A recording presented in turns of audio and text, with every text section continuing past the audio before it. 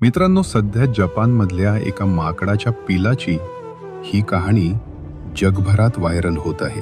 जन्मानंतर अवघ्या काही दिवसातच याची आई याच्यापासून दुरावली. एकटं पडलेलं हे पिल्लू जेव्हा इतर माकडांकडे मायेची याचना करायला गेलं, तेव्हा स्वतःच्याच जातीच्या लोकांनी त्याला झिडकारलं.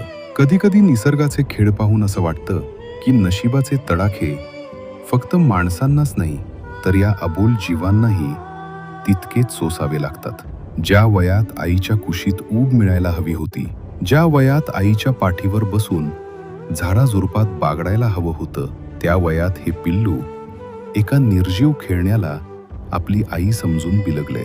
ते खेळणं बोलत नाही, ते खेळणं त्याला कुरवाडत नाही, पण या माकडाच्या पिल्लासाठी ते खेळणंच आता त्याचा भाऊ, मित्र आणि संपूर्ण संसार झालाय. दुर्दैव बघा, रक्ताची नाती जेव्हा पाठ फिरवतात तेव्हा एका निर्जीव वस्तूकडे मायेची याचना करण्याची वेळ येते.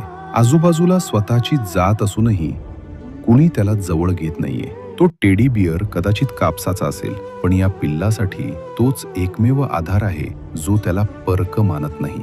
हे दृश्य पाहून काळजात धस्स होतं. पण मित्रांनो, ही कहाणी आपल्याला एक खूप मोठं सत्य सांगून जाते. तुमच्याकडे कितीही पैसा असू द्या, आलिशान गाड्या किंवा मोठे फ्लॅट्स असू द्या, पण जर तुमच्याकडे तुमचा हक्काचा माणूस, त्याचं प्रेम आणि आधार नसेल तर हे सगळं शून्य आहे.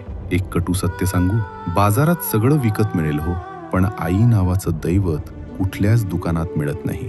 आईची माया आणि तिचा आधार ही जगातील एकमेव अशी गोष्ट आहे ज्याची उणीव साक्षात परमेश्वरही भरून काढू शकत नाही.